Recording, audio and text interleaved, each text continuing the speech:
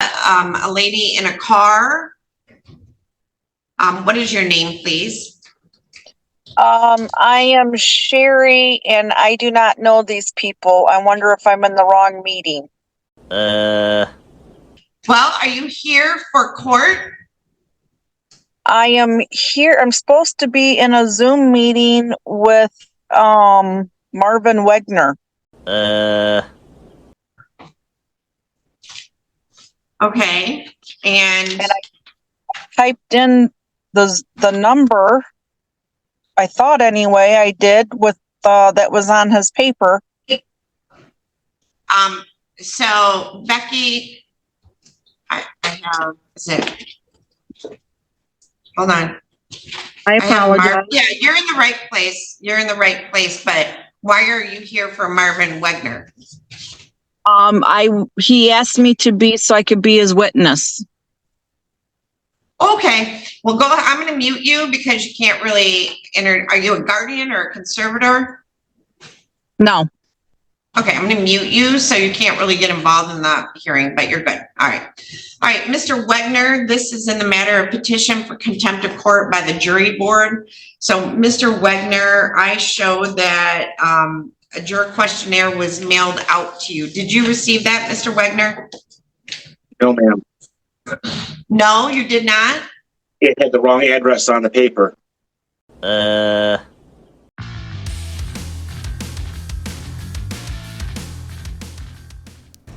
Welcome back to Time Serve, the channel that's get the docket so you don't have to. And do we have a jerk in the 187? And boy, oh boy, does his plans of getting a new attorney and not going to jail backfire as Judge drops the hammer and makes sure this thug gets denied on all fronts.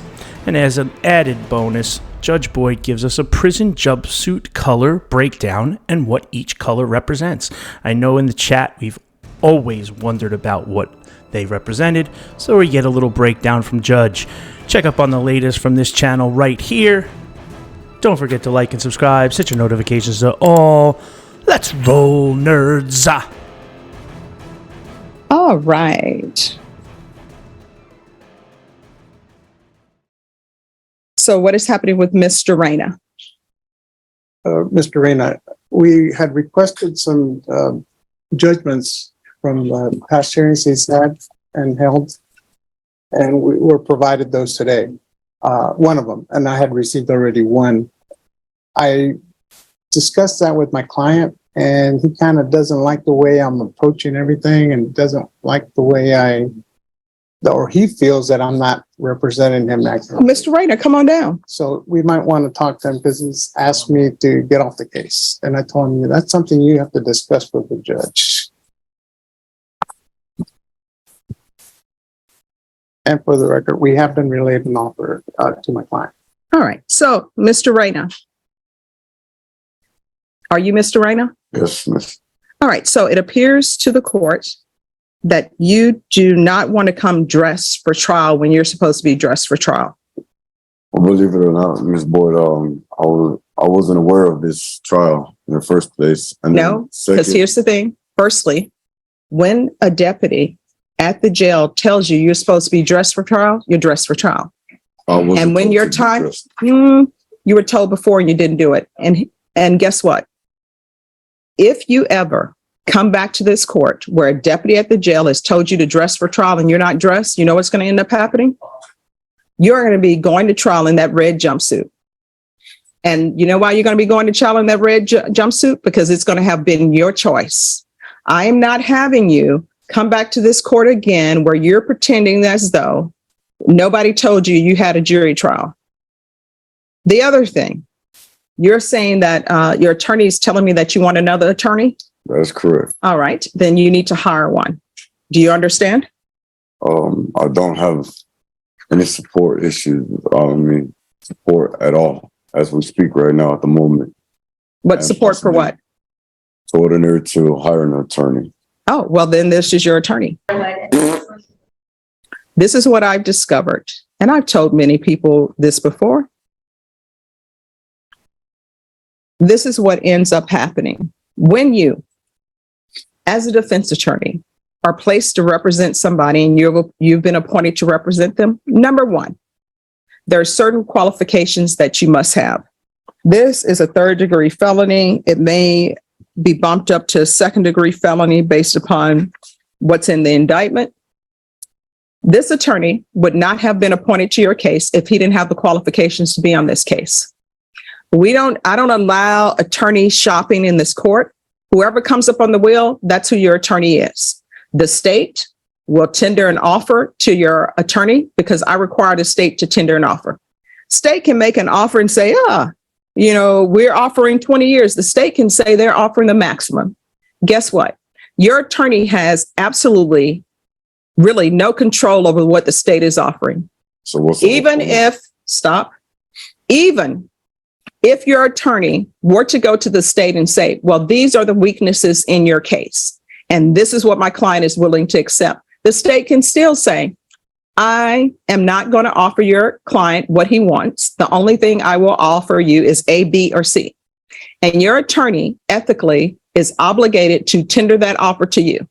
Now, you can accept it or not. That's completely up to you. There are certain rights you have when you're charged with the offense. One of them is whether or not you will accept an offer or not, and whether or not you will testify at trial, and what plea you will enter. Do you understand? So you're not getting another attorney. If you want to hire one, you are more than welcome to hire one. So this is your attorney. Next question.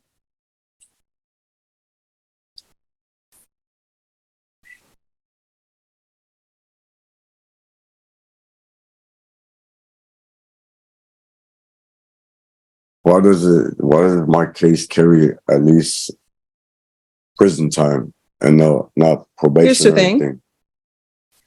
You will have to speak to your attorney. What I can tell you is there are certain cases, number one, that you're not eligible for probation. There are certain cases that if you go to a jury trial and if you are found guilty, you're not eligible for probation. There are some cases that if you go to jury trial, maybe you're eligible for probation from a court. But I cannot tell you whether or not, just based upon looking at your case, which would be the indictment for me, whether you're eligible or not. What I can tell you, though, usually if you have a repeater count and you go to a jury trial, you're not eligible for probation. So you need to speak to your attorney about that, and I'm sure your attorney will tell you whether or not you're eligible. Think of criminal history this way. If you have somebody that you loan money to, right? Let's say somebody comes to you and they say, can you loan me $50 and I'll pay you back next week? And you say, yes, I will loan you the $50. What are you going to use it for? Oh, I got to pay my electric bill, which that would be a good electric bill these days. And that person gets the $50 and they don't pay you back. And you said you'd pay me back on this day. You're not paying me back. That person comes to you for a second time and said, look, I'm in dire straits. They're about to cut off my electric bill. I need $60. And you tell them, you know what? I gave you $50 just last week and you never paid it back. And they're like, I know, I'm so sorry for doing that, but I promise you this time I will pay it back and I really need the $60. So you loan them $60 and they don't pay it back. And then they come to you for a third time. You may say, I'm not going to loan you any money. I don't care what your problems is because I've loaned it to you 2 times before and you haven't paid it back. Sometimes people view criminal history that way. And when I was a prosecutor, sometimes people would view criminal history that way. They would say, you know what? I gave you probation before, you didn't do well on it, and you pick up another case. I gave you probation the second time, you didn't do well on it, and you pick up another case. So maybe that could be a reason why people make offers that they make. But what I want you to take away from this conversation is this attorney, according to the will, is qualified to handle the type of case that you're charged with. And I would tell you one of the qualifications they must have, and Mr. Gomez, correct me if I'm wrong, he has to have tried cases before, and he has to have tried felony cases before. You can't just have tried misdemeanor cases and then come to felony court and say, oh, I'm qualified. That's not how it works. So he's tried the necessary cases. And if you are upset by the offer that he is tendering to you, no, that is the offer that is the state has made. And in this court, I require everybody to treat each other with kindness. So I guarantee you, when the state made him that offer, the state wasn't mean. The state just says, this is the offer I'm making. And I expect you to treat your attorney with respect. I'm sure your attorney will treat you with respect. But again, if you want a different attorney, you need to retain an attorney. So that means you need to go out and hire an attorney. And if you don't have the money to hire an attorney, then this is your attorney. Do you understand? The other thing I want you, that's either yes or no. Yes, miss. The other thing I need you to understand, and again, we're not doing this anymore. If you are at the jail and they're ordering you dressed for court, that's me ordering you dressed for court because you're up for trial. And I will not have any qualms whatsoever with you going to trial dressed in that red uniform. And you and I both know that red uniform has several meanings attached to it, just the way the orange ones does and the blue ones does. The blue one for females. Orange, just regular inmates. The red, gang member, age issue, in admin segregation. Yellow with stripes, pregnant, or just yellow, pregnant. Tan or grayish looking color, trustees. So if you want to come to trial dressed in red, that is completely up to you. Do you understand? Yes, miss. Do we understand each other? Yes, miss. Do you understand the offer that the state has made to you? That's either yes or no. Yes. Do you need to confer with your counsel anymore on the offer that the state has made to you? And if you would like to make a counter offer, I'm sure if you would tell your attorney, well, I want to accept this, but this is what I will accept. That's what's called a counter offer. But what that means is you're telling the state, I'm not accepting your offer. I will only accept this. So that means that you're rejecting the state's offer and it may or may not appear for you again. Do you understand? Yes, miss. And I'm sure this attorney will be able to tell you what your range of punishment is in this type of case. I cannot tell you that because I don't know the facts of your case. The only thing I have before me is an indictment. You understand? Yes, miss. Do you need to speak with your attorney some more? Do you need to see what evidence the state is saying they have? No, miss. Have you already seen that? Not quite yet, but yes, I have. Mr. Gomez, will you let him see that since we're all here? If I could confer with him again. All right. So your attorney is going to confer with you and the state will let him see their file so you can see their file and see what they have. Okay. All right. Thank you. Thank you.